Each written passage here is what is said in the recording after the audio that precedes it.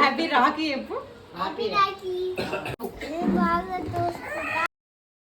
Hello everyone, welcome back to our channel naturally by PR. ఈరోజు vlog వచ్చేసి thumbnail చూసి అర్థమైపోయి ఉంటుంది కదా, మా ఇంటి రక్షాబంధన్ వ్లాగ్ అనమాట.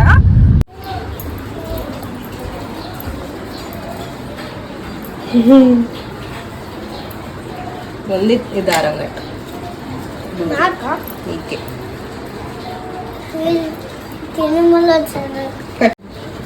పట్టుకో, ఇలా అడుతుంది రిష్విక.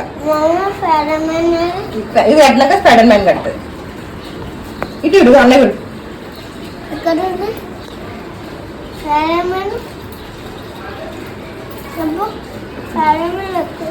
అగో వాళ్ళు ఉంది కదా చూడు. ఇక అంచు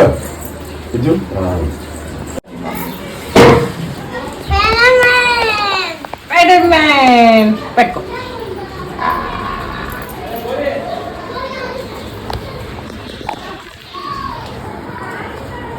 ఇట్లా వస్తుంది అలా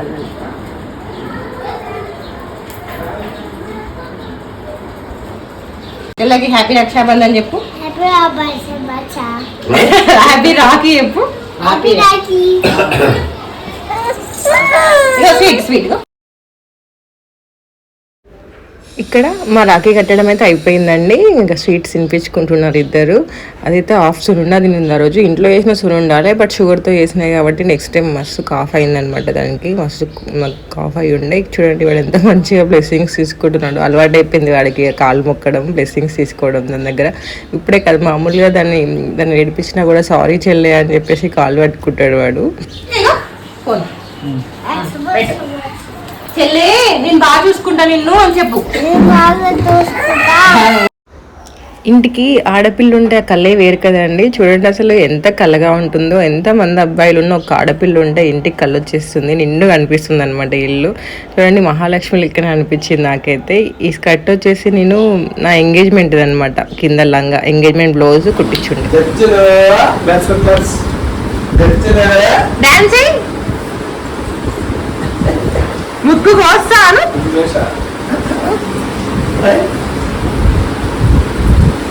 ఫ్లయింగ్ కిస్ అంటే రేష్మిక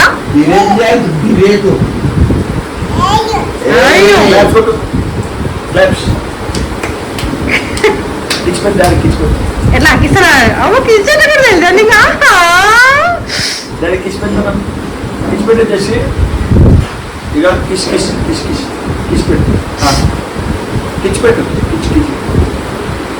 పెట్టిస్తున్నాడు ఉడికిస్తుందని.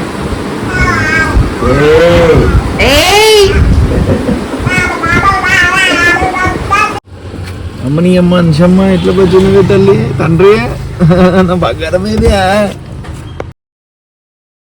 మేము రాఖీ కట్టించుకోవడం కోసం అని చెప్పేసి వదిన వాళ్ళ ఇంటికి వచ్చి ఉండే. ఎప్పుడు వదిననే వస్తుంది, బట్ ఈసారి కొంచెం సుస్తుందని చెప్తే మేమే వెళ్ళామన్నమాట. మీరు కూడా అలానే మీ సిస్టర్స్ ఎవరైనా హెల్త్ బాగాలేదంటే వెళ్ళి రాఖీ కట్టించుకోండి. ఎందుకంటే ఆ రిలేషన్ ఎప్పుడు అనేది బ్రేక్ అవ్వకుండా చూసుకోవాలి. ఒకసారి వాళ్ళు రావచ్చు, ఒకసారి మనం రావచ్చు, బట్ రిలేషన్ అనేది చాలా ఇంపార్టెంట్. ఎవరికైనా ఏ రిలేషన్ అయినా చాలా ఇంపార్టెంట్. చెప్పాను కదా, ఈ కింద స్కర్ట్ వచ్చేసి నా ఎంగేజ్మెంట్ బ్లౌజ్ అనమాట. ఎంగేజ్మెంట్ బ్లౌజ్ని స్టిచ్ చేయించుండే. ఇది యాక్చువల్ అన్నప్రాసన కోసం అప్పుడు స్టిచ్ చేయించాను. అప్పుడు కొంచెం లూజ్ ఉండే, ఇప్పుడు కరెక్ట్ సెట్ అయింది. బట్ బ్లౌజ్ మాత్రం 21st డేది. 21st డేది ఇప్పుడు వస్తుంది. దీనికి సెట్ అవుతుంది. దీనిపైన వచ్చిన బ్లౌజ్ లూజ్ ఉందనమాట, అందుకని చెప్పేసి ఇది వేసాను. చూడండి ఇక్కడ కూడా మళ్ళీ స్వీట్స్ తిన్నది, అన్నీ కలిపి కొట్టేసినాయి అనమాట. దానికి మస్తు జలుబు అయినప్పుడు. అండ్ ఇక్కడైతే అత్వదిన రాఖీ కట్టేస్తుంది మా ఆయనకి. అండ్ నేను కూడా వచ్చాను కదా. అండ్ వరలక్ష్మి వ్రతం అప్పుడు పసుపొట్టు పిలిచినప్పుడు నాకు కొంచెం హెల్త్ బాగాలేకుండే, సో అప్పుడు నేను రాలేదు. అందుకని చెప్పేసి నాకు ఇప్పుడు పసుపొట్టు ఇచ్చారనమాట. అప్పుడు తీసుకోలే వాయనం, అందుకని చెప్పేసి ఇప్పుడు ఇచ్చారు వాయనం నాకు. ఇక్కడ రాఖీ కట్టించేసుకొని మేము స్వీటీ వాళ్ళ దగ్గరికి వెళ్ళామన్నమాట. ఎందుకంటే ఆర్నికాకు కూడా హెల్త్ బాగాలేకుండే, సో అది కూడా రావడానికి కుదరదని చెప్పేసి అక్కడికి వెళ్ళాము. అది మేము రమ్మని చెప్పింది. చెప్తే ఏమో చూస్తా అని చెప్పిండే, దానికి కావాలని సర్ప్రైజ్ ఇద్దామని చెప్పేసి. అయితే అది మేము ఇట్లా రామని ఆర్డర్ ర్యాపిడో వేసిందనమాట రాఖీలు. బట్ తెలియకుండా మేము వెళ్ళాము. ఇక్కడ కట్టించేసుకొని అక్కడికి వెళ్ళామన్నమాట. ఇక మా జస్ట్ చెప్పింది కదా, అస్సలు మనుషుల మీద ఉండదన్నమాట. తిరుగుతూనే ఉండాలి, అన్నీ సర్దుతూనే ఉంటుంది ముసలమ్మ, అన్నీ సర్దుతూనే ఉంటుంది అనమాట. అది వీక్ ఇది పెడుతుంది, ఇది వీక్ అది పెడుతుంది. ఇక అనుషాన్ని అయితే ఒక ఆట ఆడుకుంటుంది ఇప్పటి నుంచే. ఇంకా పెద్ద అయినాక ఏం చేస్తుందో తెలియదు, కానీ ఇప్పుడైతే ఒక ఆట ఆడుకుంటుంది. వాడు పాపం దాన్ని ఏమనడు, అదే మస్తు వీక్తుంది వాడిని. జనరల్గా ఏ రిలేషన్ అయినా బిల్డ్ చేసుకోవడానికి మినిమం 4 to 5 years పడుతుందండి. ఏదైనా తొందరగా రాదు. బేసిక్గా ఈవెన్ హస్బెండ్ అండ్ వైఫ్ అయినా లవ్ మ్యారేజ్ చేసుకొని అరేంజ్ మ్యారేజ్ చేసుకోండి, పెళ్ళికి ముందుకి పెళ్ళి తర్వాత చాలా డిఫరెన్స్ ఉంటుంది. అది అర్థం చేసుకున్న వాళ్ళు హ్యాపీగా ఉంటారు అనమాట.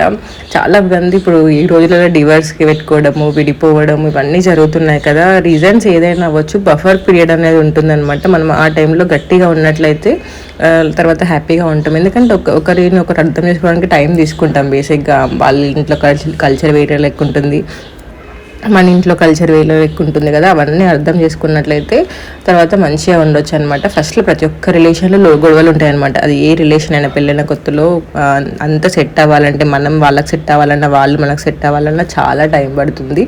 అదంతా అయిపోయాక అందరం హ్యాపీగా ఉంటాం అనమాట. సో కొంచెం స్టార్టింగ్లో కన్సిస్టెన్సీ మెయింటైన్ చేయాలి, పేషెన్స్ ఉండాలి, అన్నీ ఉంటే నిలదొక్కగలుగుతాం అనమాట. ఈ రోజులలో అదే ఉండట్లేదు బేసిక్గా. ఎందుకంటే చిన్న చిన్న వాటికి గొడవలు చేసుకోవడము, విడిపోవడం లాంటివి చేస్తున్నారు. అవన్నీ చూస్తే అనిపిస్తుంది, నువ్వు ఇది కాకుండా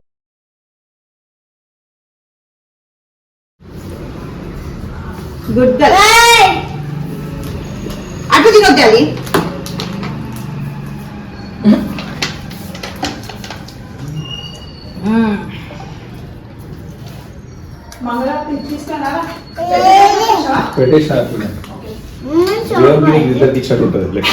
వాళ్ళ దగ్గర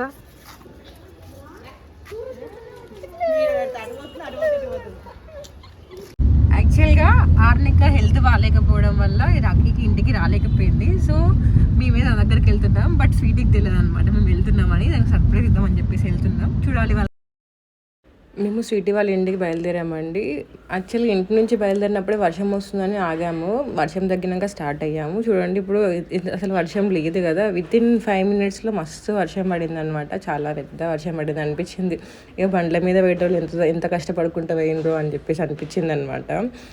చూడండి ఎట్లా పడుతుందో వర్షం. అసలు ఇంతకుముందు జస్ట్ 5 minutes బ్యాక్ క్లిప్ అనమాట. అసలు వర్షం లేదు. ఇప్పుడు ఎంత వర్షం పడిందో. ఇంటర్ కూడా స్టార్ట్ అయ్యేటప్పుడు అయితే మస్తు వర్షం పడింది. సో ఇక వర్షంలో ఇంకా ట్రాఫిక్ ఎక్కువ ఉంటుంది కదా బేసిక్గా.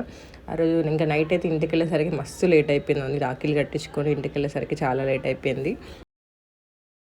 ఇక్కడైతే రాఖీలు కట్టించుకోవడం జరుగుతుందనమాట. నైట్ 8:30 or 9 అయిందేమో, అంత ఐడియా లేదు నాకు టైము ఎంత అయిందని చెప్పేసి. అండ్ ఈ టైంలో నాకు మాట్లాడాలని అనిపించింది ఏంటంటే, రాఖీ అంటే రక్షాబంధన్. యాక్చువల్గా అది ఎవరైనా కావచ్చు, అన్న చెల్లనే కావచ్చు. యాక్చువల్గా ఒక అమ్మాయిని ప్రొటెక్ట్ చేయడం అనమాట. అమ్మాయిని ప్రొటెక్ట్ చేయడం దగ్గర మనం పండుగలు చేసుకుంటున్నాం. బట్ మన కంట్రీ ఎక్కడుంది? ఈ మధ్యలో జరుగుతున్న ఇన్సిడెంట్స్ చూస్తుంటేనైతే నాకు అసలు ఆడపిల్లలను బయటికి పంపించాలంటే భయం వేస్తుంది యాక్చువల్గా. ఈవెన్ తెలిసిన వాళ్ళ ఇళ్ళల్లో ఒక గంట సేపు పెట్టాలన్నా కూడా అంత భయం వేసేటట్టున్నాయి రోజుకి. మొన్న డాక్టర్ మౌమిత కేసు ఎట్లయిందండి అసలు. ఆమె ఏం చేసింది? ఆమె హాస్పిటల్లో ఆమెకే పని చేసే దగ్గర కూడా మనకి సేఫ్టీ లేకపోతే ఎలా చెప్పండి అసలు. కనీసం మన దాంట్లో శిక్షలు కూడా అట్లనే ఉంటాయి, కనీసం ప్రాపర్గా దేనికి ఉండదన్నమాట. వేరే కంట్రీస్లో అయితే రేప్ చేసిన వాటికి ఎంత పెద్ద శిక్షలు ఉంటాయి అసలు. జస్టిస్ ఫర్ మౌమిత అనడం తప్ప మనం ఏం చేయలేకపోతున్నాం. యాక్చువల్గా గవర్నమెంట్ అసలు దేనికి స్పందించట్లేదు. గవర్నమెంట్ కూడా ఇన్వాల్వ్ అయి ఉంటుందన్నారు, బట్ అది ఎంతవరకు నిజం మనకు తెలియదు. కానీ ఆమె సిచ్యువేషన్ అర్థం చేసుకోండి. ఆ టైంలో ఎంత అనుభవించి ఉంటుంది నరకం అసలు. ఆమె చనిపోయే ముందు కూడా ఎంత అనుభవించి ఉంటుంది, ఎంత కష్టపడి చదివి. ఇది డాక్టర్ అంటే మనకు సేవ్ అయ్యడం కోసం. బట్ మనం ఇలాంటి డాక్టర్నే కాదు, రోజుకి 6 months బేబీ నుంచి 60 years ముస్లాం వరకు కూడా ఎవరిని వదిలిపెట్టట్లేదు. ఎందుకు ఇంత రాక్షసుల లెక్క తయారవుతున్నారో అర్థం కావట్లేదు. ఈవెన్ జంతువులు కూడా వదిలిపెట్టలేదు. మన టీవీలో చూస్తుంటే బర్రెన్ కూడా అసలు ఏం మనుషులు రా బాబు అనిపిస్తుంది అసలు. రోజుకి మనం ఎక్కడి నుంచి ఎక్కడికి వెళ్తున్నాం అనిపిస్తుంది అనమాట నాకైతే. మనకి నిర్భయ చట్టం వచ్చింది, దిశ చట్టం వచ్చింది, ఎన్ని రకాల వచ్చినా కూడా మారట్లేదు. రోజుకి పెరుగుతూనే ఉన్నాయి. ఈ ఇష్యూ జరిగినా కూడా రోజుకోటి బయటకు వస్తూనే ఉంటుంది. బయటకు వచ్చినవి ఇంత తక్కువైతే బయటకు రానివి ఎన్ని ఉంటాయి. ఇంకా ఫ్యామిలీ వాళ్ళు కూడా వేసేవాళ్ళు ఉంటారు. స్కూల్ పంపాలన్నా భయమే, స్కూల్లో టీచర్స్ తోటి, బయట ఫ్రెండ్స్ దగ్గర పంపాలని భయం. 9th class అబ్బాయిలు, చిన్న 5th class అమ్మాయి అనుకుంటా, అసలు రోజుకి ఎక్కడికి వెళ్తుంది, పిల్లలని ఆడపిల్లని బయటికి పంపించాలంటే చాలా భయంగా పంపించాల్సి వస్తుంది. నాకైతే నిజంగా భయం వేస్తుంది ఆ స్కూల్కి వెళ్ళి కాలేజ్కి వెళ్ళి ఎట్లా బయటికి బతికొస్తుందా అని చెప్పేసి. ఎందుకంటే రోజుకో ఇన్సిడెంట్ చూస్తూనే భయం వేస్తుంది. అసలు మనము అరవడం తప్ప ఏం చేయలేకపోతున్నాం. అంటే క్యాండిల్స్ పట్టుకొని ఒక వారం 10 రోజులు తిరుగుతాం, కథం అయిపోతుంది ఆ ఇష్యూ. ఆ పేరెంట్స్ ఎంత సఫర్ అవుతారు, వాళ్ళకి లైఫ్ లాంగ్ వాళ్ళకి బేబీలు లేకుంటే, వాళ్ళకి బిడ్డలు లేకుంటేనే కదా అయ్యేది. మనకి ఎందుకు ఇలా, మన కంట్రీలోనే ఎందుకు ఇలా, వేరే కంట్రీస్లో అసలు ఎంత పెద్ద శిక్షలు ఉంటాయి మనం వేస్తే, మనకి ఎందుకు ఇలా. ముందు అమ్మాయిలకి బ్యాడ్ టచ్ గుడ్ టచ్ ఎలా నేర్పిస్తామో అబ్బాయిలకు కూడా అలానే నేర్పియాలి. బ్యాడ్ టచ్ గుడ్ టచ్ నేర్పియాలి, ఆడవాళ్ళకి రెస్పెక్ట్ ఇవ్వడం నేర్పియాలి, అమ్మాయిలను ఎలా ట్రీట్ చేయడం కూడా నేర్పియాలి. ప్రతి ఒక్కదానికి అమ్మాయిలనే బ్లేమ్ చేయొద్దు. ఏమనంటే ఆమె ఆర్డర్స్ వేసుకుంది, ఈ టైంలో బయటకు వెళ్తుంది, అందువల్లనే చేసిండ్రు అంటారు. ఇప్పుడు చిన్న పిల్లలు ఎత్తుకొని కూడా 6 months బేబీని చేశారు, కొందరు 6 years పాపని చేశారు. మొన్న జరిగిన డాక్టర్ మౌమిత, ఆమె డాక్టరే కదా, ఆమె ఏం వల్గర్గా డ్రెస్ వేసుకుంది, ఏడ తిరగవేందని చేసిండ్రమని చెప్పండి. ఇవి మాత్రం మాట్లాడడానికి ఉండదు మీకు. అసలు అబ్బాయిలకు నేర్పియాలి, అమ్మాయిలకు రెస్పెక్ట్ ఇవ్వడం, అమ్మాయిలను ఎలా ట్రీట్ చేయడం అని చెప్పేసి నేర్పాలి. మన దేశంలో దేవతలను పూజిస్తారు అనుకోవడం కాదు, ఇంట్లో ముందు ఆడవాళ్ళని సరిగ్గా వేసుకోవడం నేర్చుకోండి. వాళ్ళు ఎక్కడి నుంచి నేర్చుకుంటారు, మన దగ్గర నుంచి నేర్చుకుంటారు. నువ్వు నీ వైఫ్ని ఎలా ట్రీట్ చేస్తున్నావు, ఇంట్లో ఆడవాళ్ళని ఎలా ట్రీట్ చేస్తున్నావు నేర్చుకుంటారు చూసి. సో వాళ్ళ ముందు మనం వైఫ్ని మనం ఎలా ట్రీట్ చేస్తున్నాం, ఎంత రెస్పెక్ట్ ఇచ్చి మాట్లాడుతున్నాం. మనం పిల్లలకి చెప్పడం కాదండి, మనం చేసి చూపించాలి. వాళ్ళు మనల్ని చూసి అనుకరిస్తారు, వాళ్ళు మిర్రర్ లెక్క. మనం ఏం చేస్తే వాళ్ళు అది చేస్తారు, వాళ్ళకి ఏం తెలియదు. సో చిన్నప్పటి నుంచి వాళ్ళకి నేర్పిస్తేనే పెద్దగైనాక మంచి మనుషులు లెక్క అవుతారు. నువ్వు నీ వైఫ్ని ఇంట్లో ఇష్టం వచ్చినట్టు మాట్లాడితే వాళ్ళు కూడా అట్లనే అనుకుంటారు, ఆ అమ్మాయిలను ఏమైనా అనొచ్చు, ఏమైనా చేయొచ్చు. కొందరు వాళ్ళ ముందు కొడతారు వాళ్ళ వైఫ్లని. అట్లా అలాంటివి ఎప్పుడు చేయొద్దండి. పిల్లల ముందు మనం మంచిగా బిహేవ్ చేయాలి, ఎంత రెస్పెక్ట్ ఇచ్చి చూసుకోవాలి, అన్నీ వాళ్ళు నేర్చుకుంటారు మన దగ్గర నుంచి. చెప్పడం కంటే చేసి చూపిస్తే వాళ్ళకి ఇంకా ఇంపాక్ట్ ఎక్కువ ఉంటుంది. అందుకని చెప్పేసి ముందు మీరు మారండి, ఆటోమేటిక్గా మీ ఇంట్లో పిల్లలు మారుతారు. చిన్నప్పటి నుంచి వాళ్ళకి మంచి పద్ధతులు నేర్పిస్తే పెద్దగాక మంచిగా ఉంటుంది.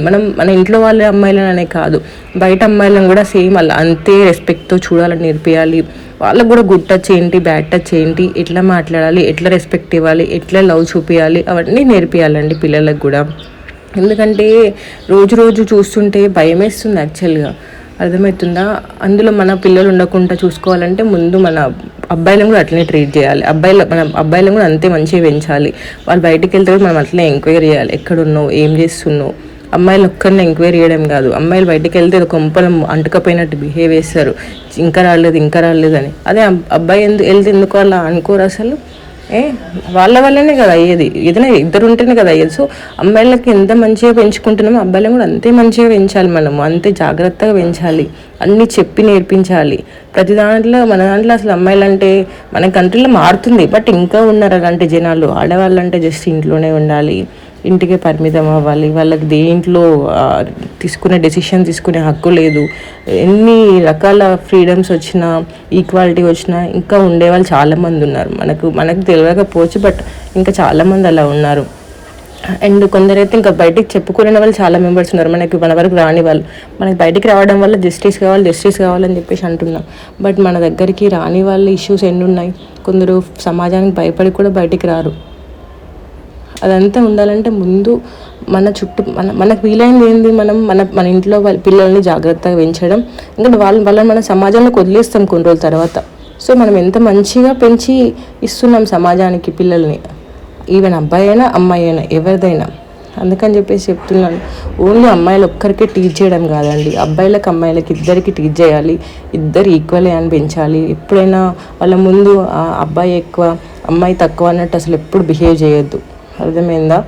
ఎందుకంటే ఈ రోజులలో ఎవ్వరు ఎక్కువ కాదు, ఎవ్వరు తక్కువ కాదు, అందరికీ సేమ్ ఆపర్చునిటీస్ ఉన్నాయి, సేమ్ ఫ్రీడమ్ ఉంది, అండ్ సేమ్గా ఉంటారు వాళ్ళు. ముందు మనం వాళ్ళని మంచిగా అర్థం చేసుకునేలాగా వేయాలన్నమాట. మనం వాళ్ళ ముందు చెల్లె అక్క